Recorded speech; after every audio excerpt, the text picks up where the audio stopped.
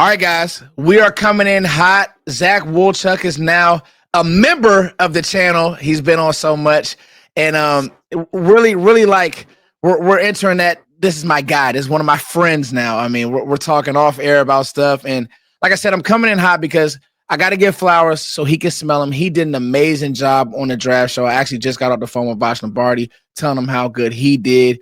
We talked about our fight, our prospect fight. But that's really my brother in real life.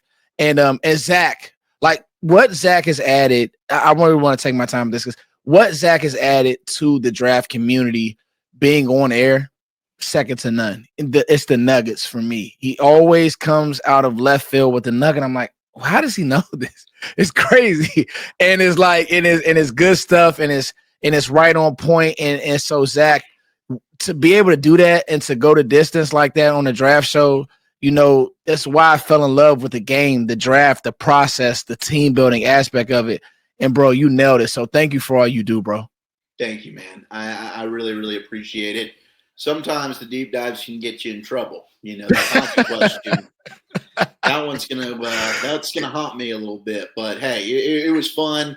Botch is the man. I'm so glad that I've been able to work with him and develop a friendship with him and now you, and I mean, what you guys do in terms of creating content and educating people, it's incredible, man. So I'm just happy that, I've been able to develop a relationship with you guys as well. So, hey, it's an honor and a privilege, dude, and being able to cover the draft.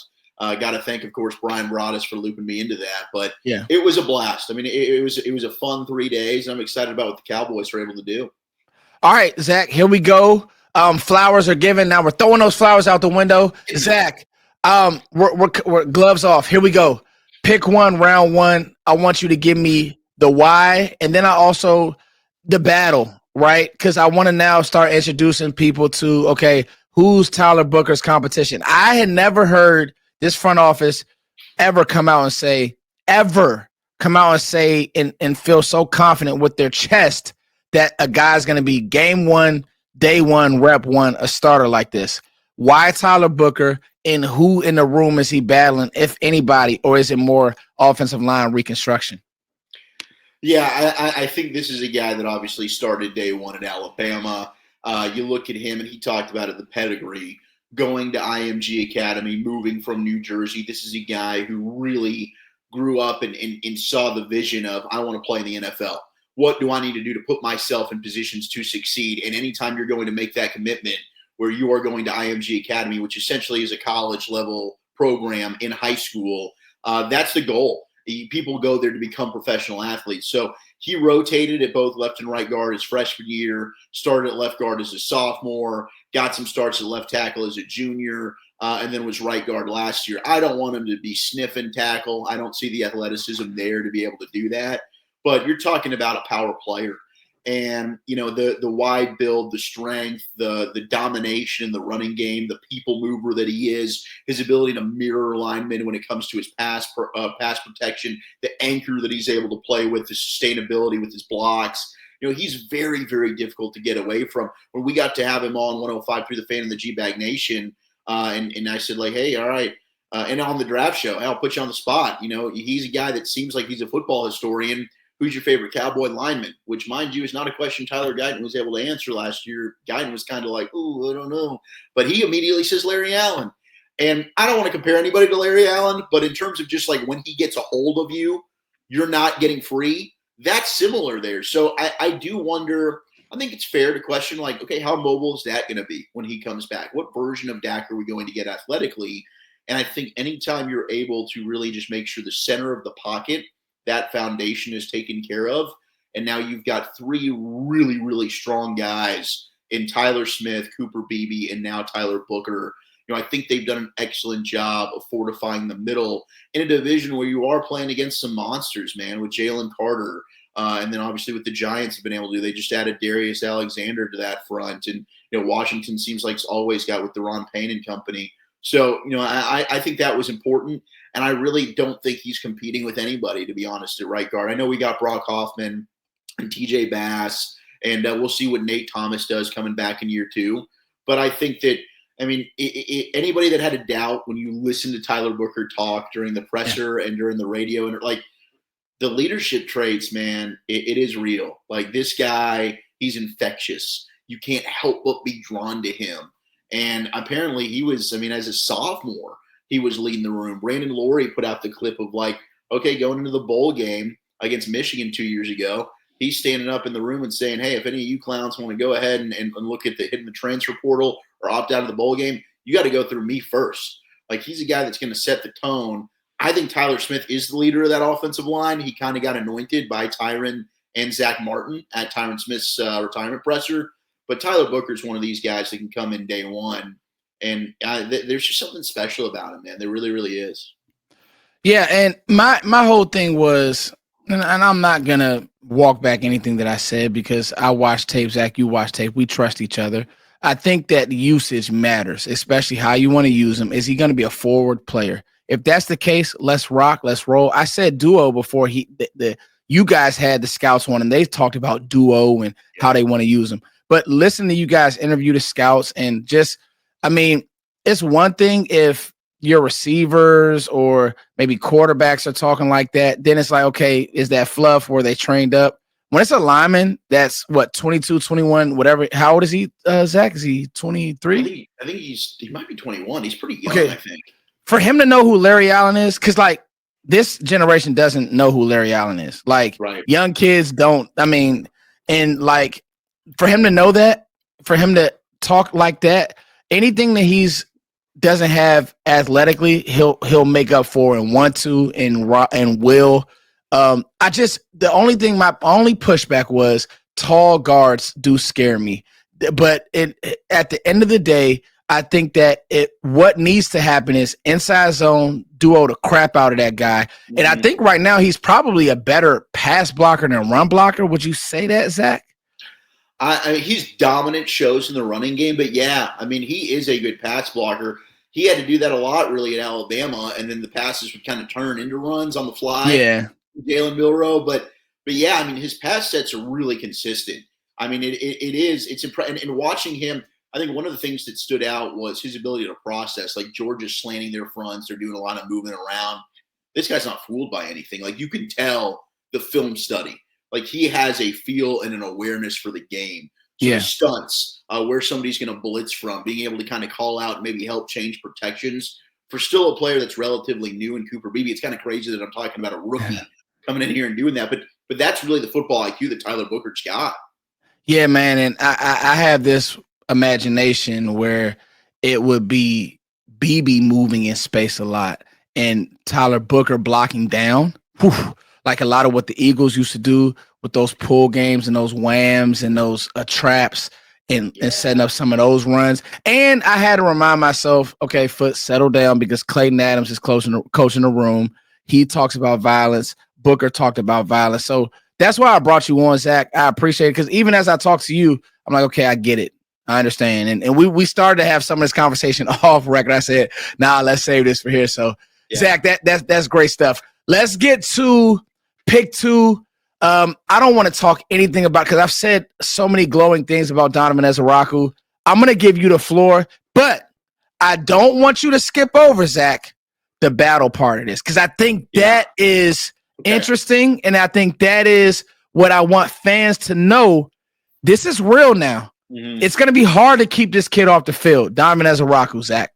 Yeah, it's going to be at left defensive end right now. You've got Dante Fowler. You've got Ezukanma. You've got Sam Williams. I think when you look at Fowler and Williams, really good pressure players. And Donovan Ezukanma is as well. I think Ezukanma is the most complete of the three, in my opinion. I think when you look at right defensive end, you've got Micah right now. You've got Marshawn Nealon. You've got Peyton Turner. And maybe this is something where you've got Nealon that starts. You can move Micah around a little bit. But I think what stood out to me, and you talk about, the competition for reps. I do think that Aaron Whitecotton, when we got to talk with him, and honestly, that hour leading up to day 3 of the draft might be the best of radio we're able to do the entire year because we're able to get so much inside information. And he stressed the importance of rotations. And I think that made me realize, okay, that's why they were looking. Not only did they have Walter Nolan from Ole Miss graded so high, so he was part of the conversation at 12 with Tyler Booker, but this isn't about like, okay, we've just got, Osa. They do want to go ahead and rotate and keep their guys fresh. And quite frankly, when you look at what Philadelphia was able to do last year, it's a big reason they had so much success. So you point to the competition. I think that is going to be something. I mean, Shadi has emphasized that.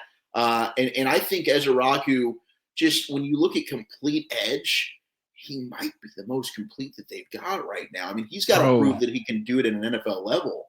But my gosh, like Marshawn Nealon, really good run defender, needs to add to his pass rush ability, which he did. He showcased that he's a better pass rusher than I gave him credit for coming out of the draft last year. But in terms of like, okay, Donovan Ezeraku has multiple ways to beat you, the bendiness, which is very Sam Williams-esque, but I think he's actually got more pass rush moves than what Nealon and Fowler have. It's not just I'm going to win with speed. He's got a great blend of speed, power, the arm over, bull rush when he needs to.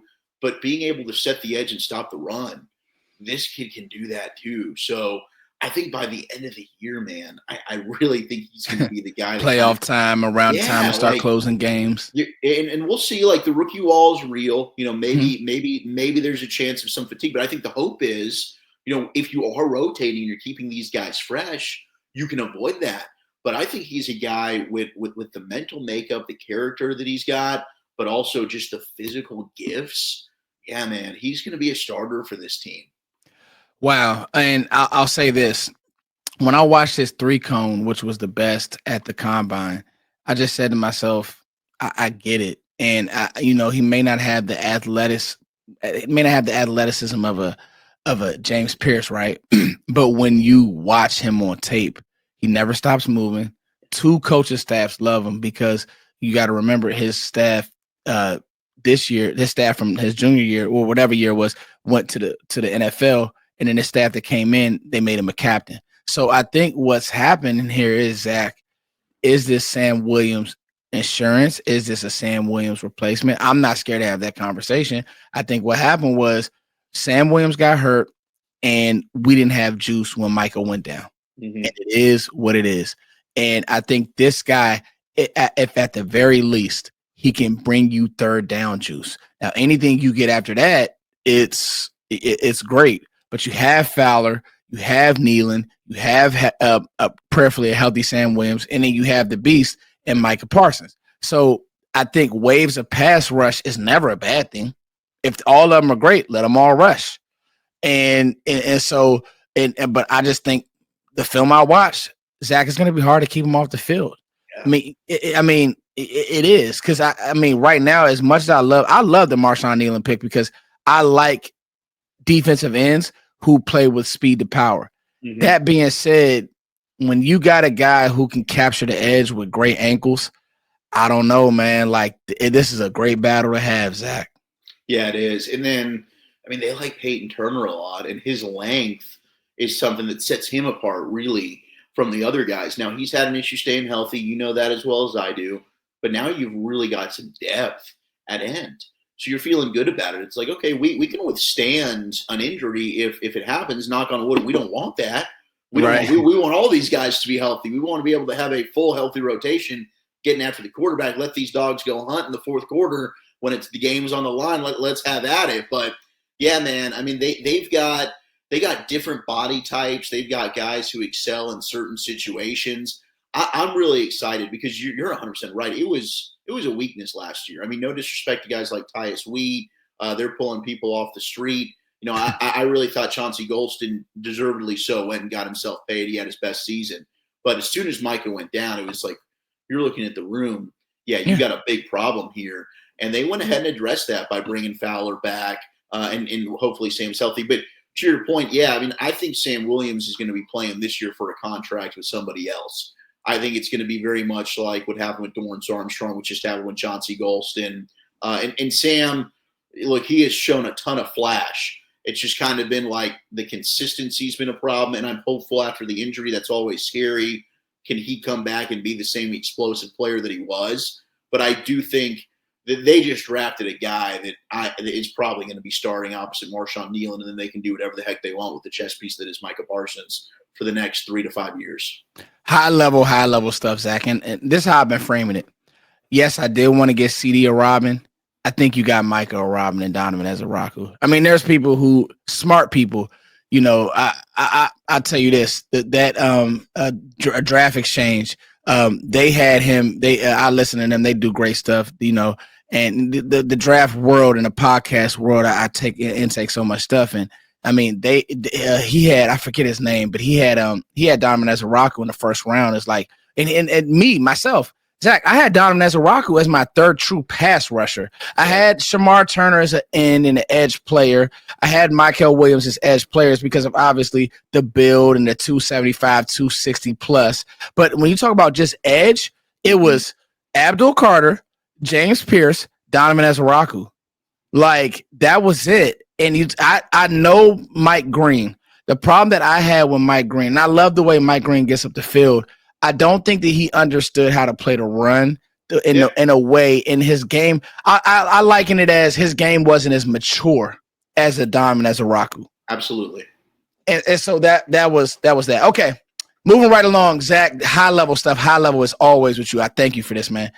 Savone Ravel Jr. I'm gonna shut up again. You talk to the scouts. You talk to the people in the building. Give me the deep dive and give me the track. Like, what's the track for this guy who had the injury but healthy? We know who he is. Yeah, the hope is he can be a Trayvon Diggs who actually wants to be physical and will actually set the edge and tackle, and he shows definitely a willingness to mix it up, man. This guy is not afraid. He is a fearless player, and the way that he attacks the ball in the air, he trusts the recovery speed. There are times he's almost baiting quarterbacks the way he's kind of like waiting for the timing, like, he's open, I'm going to hang, and then boom, breaks on the football in a flash. A long press man corner. I do think he can be really, really good in zone as well. He's just that sticky cover guy. Like, he just locks himself on, true boundary corner, super physical. He can get a little grabby. I don't mind that. But yeah, he can get a little grabby. But I love the play temperament that he has. The recovery speed, as I mentioned, is there. It sounds like the ACL injury, which happened back in August, he's going to be on track. I know they talked about him starting off on PUP. I think he is going to get some good reps in at training camp. And the hope is, man, I think he's going to be starting opposite Deron Bland. Now, maybe you're in a situation where you do need to kick Bland inside, have him play some nickel, just based on kind of how you're looking at that room right now, especially if Trayvon is able to come back. Maybe you have Diggs, you have Revel on your outside boundary corners, you kick Bland inside. I was really hoping they could go get like a Robert Longerbeam out of Rutgers. I thought he would have been a perfect guy. I heard you talking about him, Zach. Yeah, to me, he had a lot of Jordan Lewis-esque in his game. Because I don't think Revel is a guy that can kick inside really quick. No. You want him on the edge. Yeah, he's just so damn big, but the length, it is a problem. But I love the physicality. Yeah. He's with. And I know Nick Harris, 1 year starting at East Carolina. I think we've seen plenty of guys that'll start for a year at a small school, and they come in and they're just fine. I mean, Eric Chiafalo, who I hosted G-Bag Nation with, was like, Tulsa. Are we not worried about Tyler Smith, plug and play? He's coming out of Tulsa.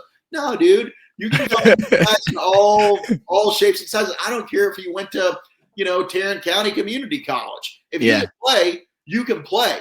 Yeah. And especially if we see you go and take on some reps at training camp, and Revel goes up there and he sees CD Lamb, and knowing Revel, he's not going to shy away. He's not going to be intimidated by seeing CD Lamb opposite to him.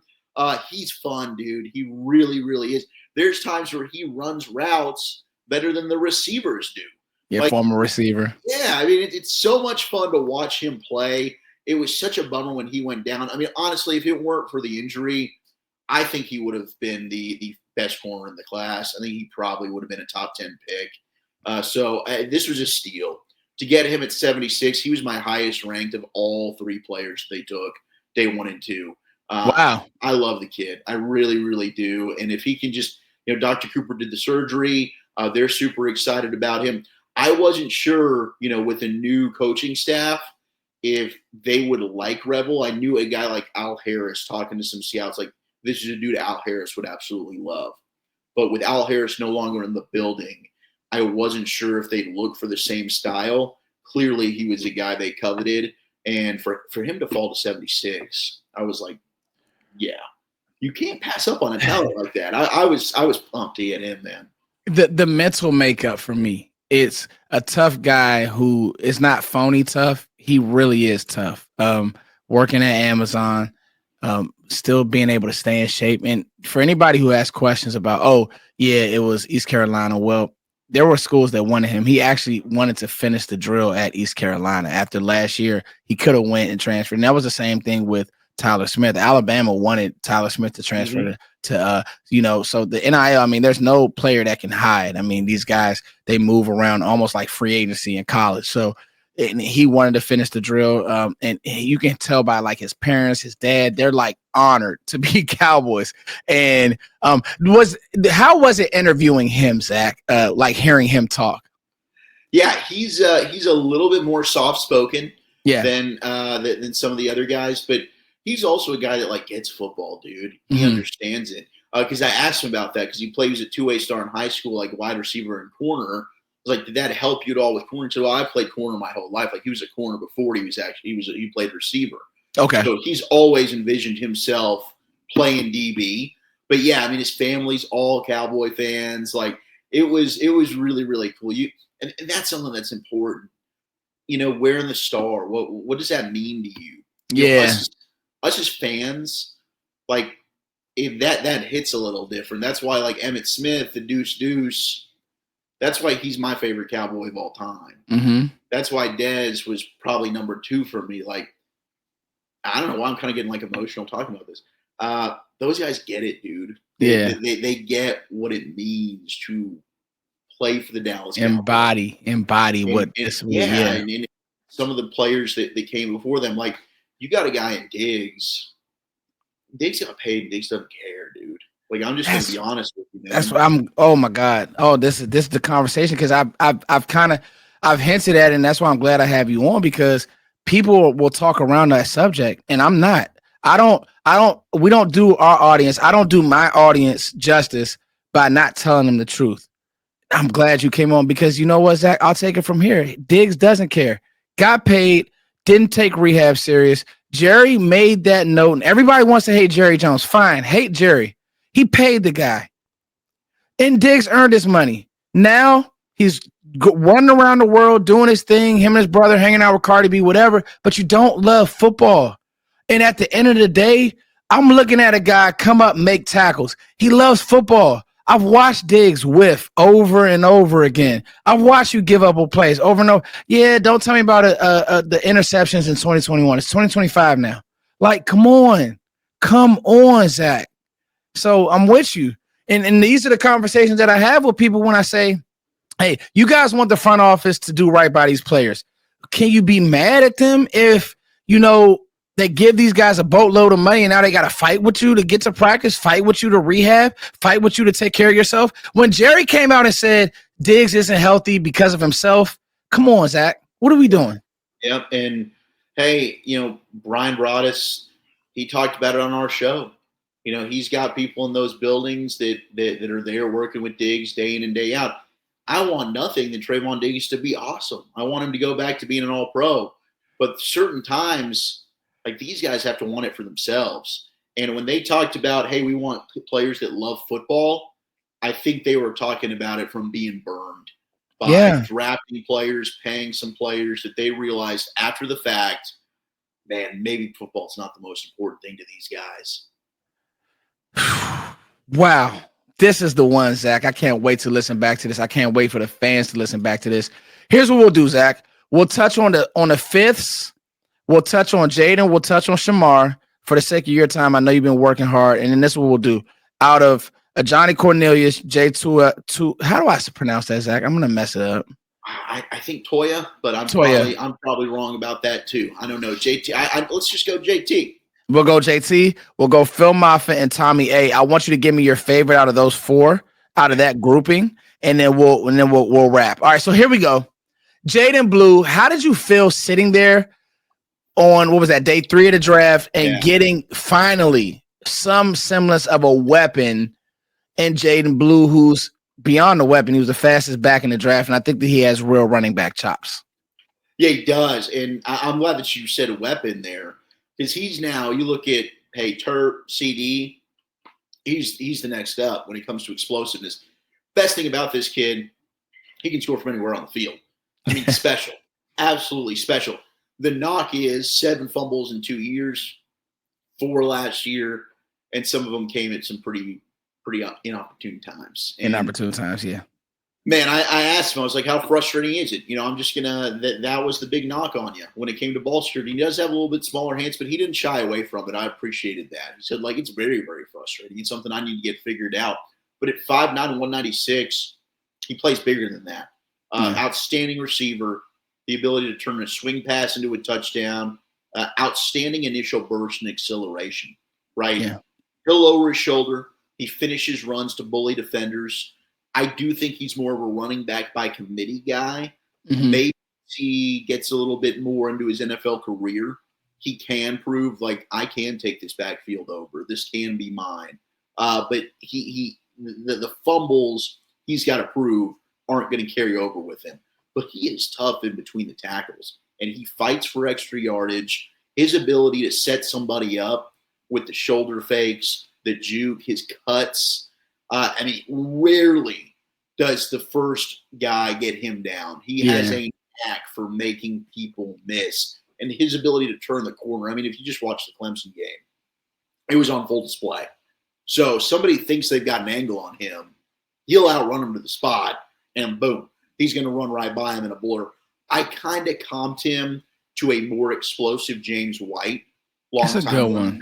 With the Patriots. With the Pats, yeah. But he's way more explosive. He's way faster than what James White was. So I think he needs to get a little bit more awareness. And I think it's probably just a technique thing in pass protection.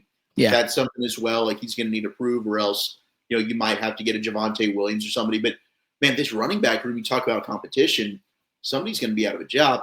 Unfortunately, it's probably Deuce Vaughn, and I love Deuce, but I don't see how Deuce is making this team. And then one of the veteran guys, like Phil Moffa and Jaden Blue, I think are here.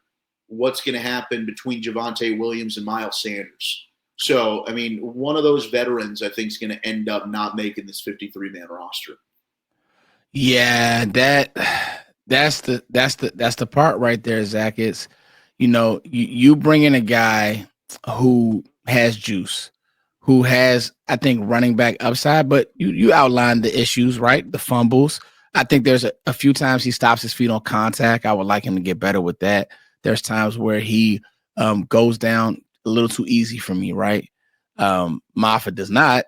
No, Moffitt just doesn't have that juice. I think now what I want to see with him is and it's really with Shoddy, can you use him as a mismatch? I saw a lot of times where because Dak is really accurate in this way. Wheel routes, Texas routes. Can you find a linebacker on the field that can't cover, and on third and whatever, and the cover says find CD, and the cover says find whatever speed guy? Can you run those guys off, and can you just throw a Texas route in the middle of the field and get him the ball? Can you do those things, and can you continue to build the trust there? And I think as he gets his game going as a pass catcher, it's like a 3-pointer. If he can, a 3-point shooter will get your game going to the basket, and then the 3-point shots will come, then the runs will start to hit and stuff like that. But I'll say this, man, his playoff run was really good, Zach, as a runner and a pass catcher. And so if you see that part of it, you're like, man, the upside is real, the juice is real. And we talk about battles now. Unbiased battle. Now, finally, there's no emotion tied to a player who was once here that we loved. That's out. Mm-hmm. Nobody here loves Javonte Williams. Good player, but I don't think there's anybody like, man, we got to have Javonte Williams as our starter.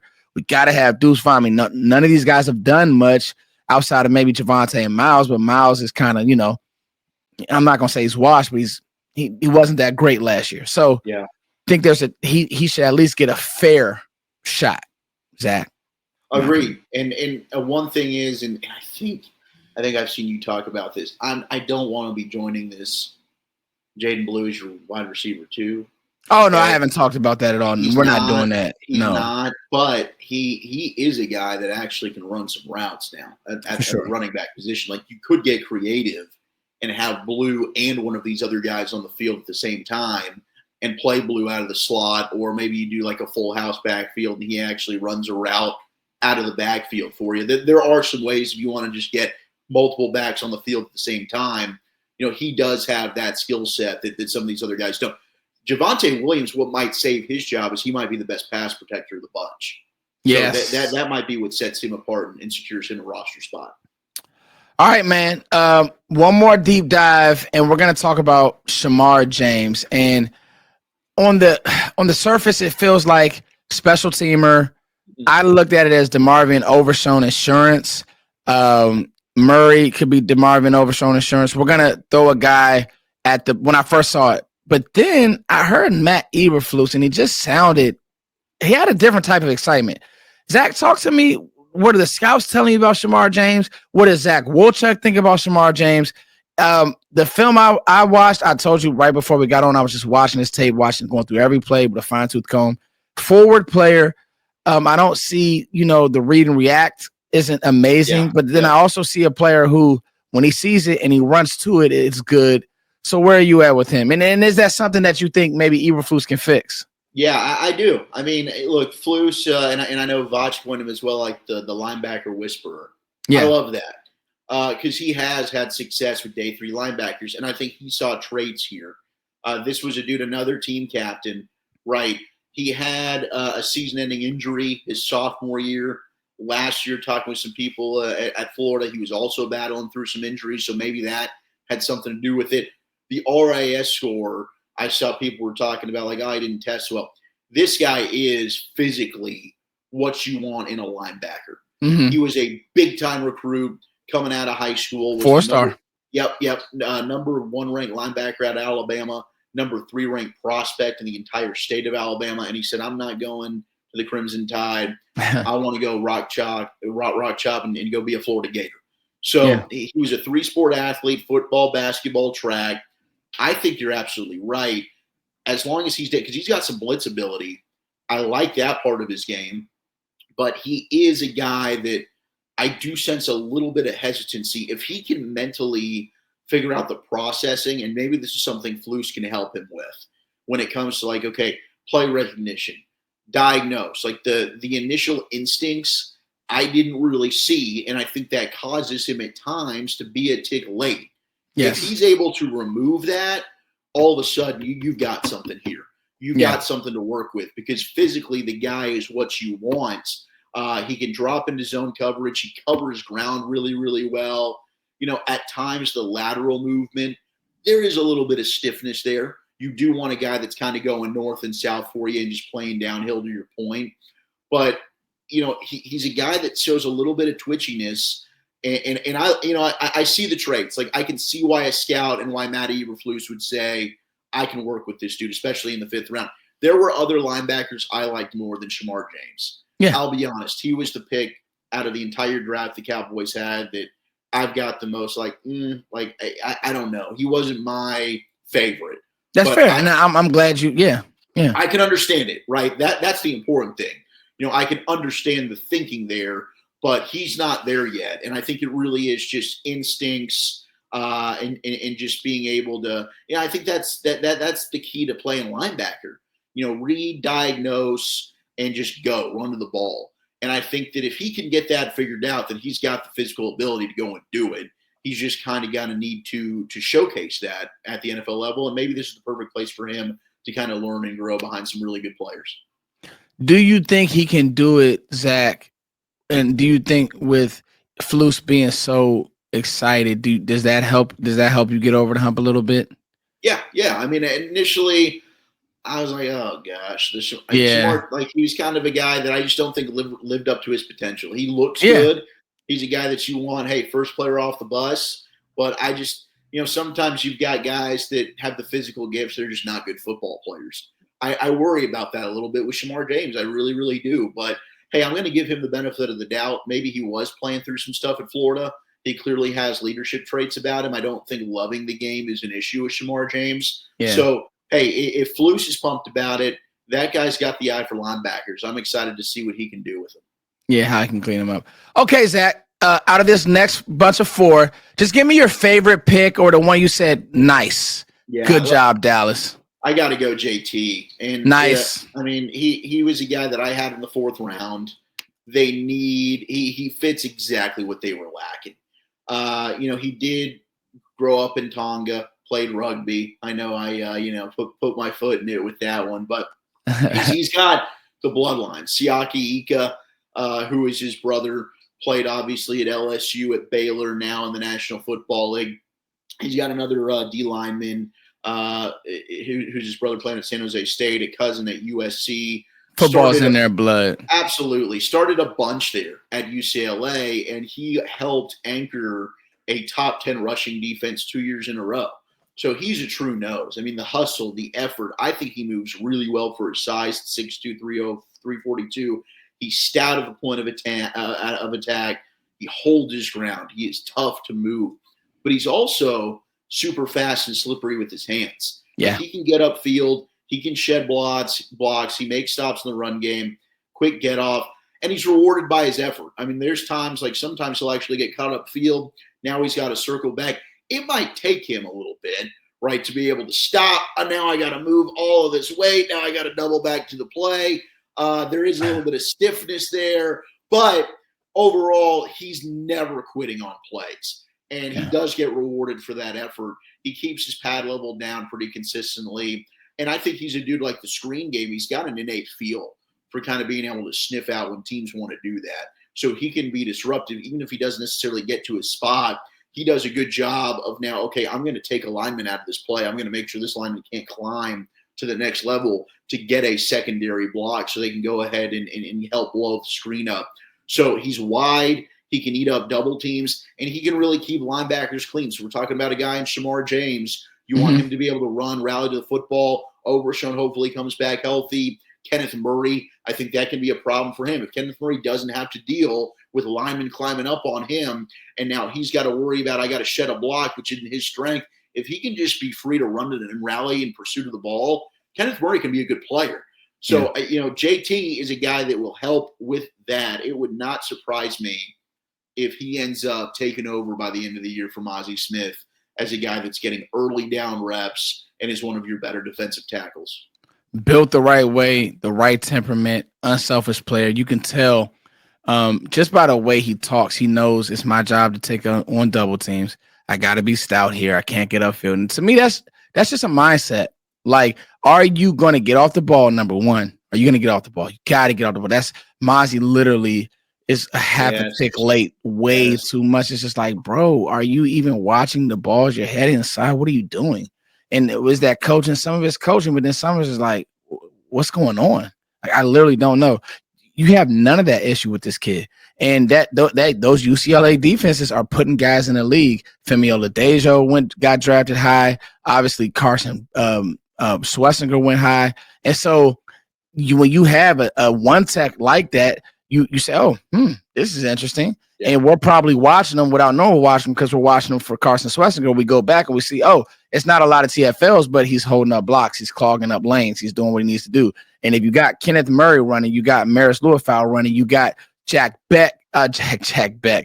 Sanborn running to the ball, I'm good. And this is what we need Mozzie to understand down in and down out. This is going to be your job. People have to remember, Matt Eberflus was able to win with Andrew Billings. Yeah. Mm-hmm. So he doesn't need a big name. He needs you to do your job. Yep. He needs you to be disciplined. And I think that if he can do that, I like that name. I like JT a lot, Zach. And I think and you just hit it. That's a real living battle because Mozzie hasn't earned this right to be a starter. Like, he just hasn't. And I want to know and hope that the Cowboys would punt. And listen, I love Mozzie Smith when he was drafted. I wanted him to be great, but he hasn't been to this point. And Dallas needs to, if they got to punt on the pick, they got to punt on it, Zach. It is what it is. And I hope politics don't get involved. Yeah, I think that when you see some of these other teams out there, they're way less stubborn to admit like, ooh, this guy didn't work for us. Mm-hmm. You really do with a guy like Andre Dillard was not a good pick. Jalen Reagor was not a good pick. They move on. They'll punt. Yep. And Mozzie, he did put together a nice last month of the season.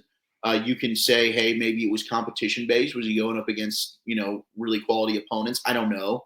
But can he carry that over? That is a big question mark. And Aaron Whitecotton, Solomon Thomas was a guy that did not work out in San Francisco. Yeah. He links up with him in New York, and he's been able to get the most out of Solomon Thomas. And he told us how important it was to get Solomon with him to Dallas. He made a promise to him and his family, wherever I go, I'm going to bring you with me. And he was Whitecotton said that? That's awesome. He said that. Yeah, he told us that story. So he said, like, hey, last game of the season with the Jets, he was like, he told Solomon Thomas and his family, wherever I go, I'm bringing you. And so he was stressing about like, hey, how do I get this kid with me to Dallas? He did it. So, maybe he's able to connect with Mozzie and find a way to, make his game a strength. But I'm really excited about JT and a lot of these coaches, man, like Matt Eberflus, the Shamar James pick. All right, well, they got the right coach maybe to get the most out of him. Maybe with Mozzie, JT, King Basote, some of these guys, maybe Aaron Whitecotton's the right guy to be able to get the maximum potential out of these dudes too. Zach Wolchuck, ladies and gentlemen, what a great deep dive on this class. I think, I put out my initial rankings and how I felt about each player, but I think it's great to be able to turn the curtain on some of these guys and just like, okay, now that they are Cowboys, how do they fit the battles? Because there's a lot more battles to be talked about, but I think when I heard, even when we talk about Phil Mafia, we heard Schottenheimer say, hey, listen, we want to create competition in the room. That's what I want to hear. Now I want to see it acted upon. I want to see it be real. I don't want somebody given a job. I want whoever's the best to be out there and given that opportunity. So I just can't thank you enough for joining, buddy. Like I said, you did a great job on the draft show. I'll be looking forward to all your stuff on For the Love of the Star. Everything you do on 105.3 The Fan. You cover baseball. You do it all, Zach. You really are a Renaissance man. And I appreciate you, bro. So as always, thank you guys for liking, sharing, subscribing. It's your boy Footsie King. Thank you. We have a lot more content coming this week. Zach Wolchuck, you guys can find him everywhere as Zach Wolchuck, and he does For the Love of the Star podcast. Him and Brian Broaddus, so they're giving nuggets. Him, Brian, Voch, the whole gang. Everybody's killing it. Until next time, thank you guys for growing with me. I love you all. Peace.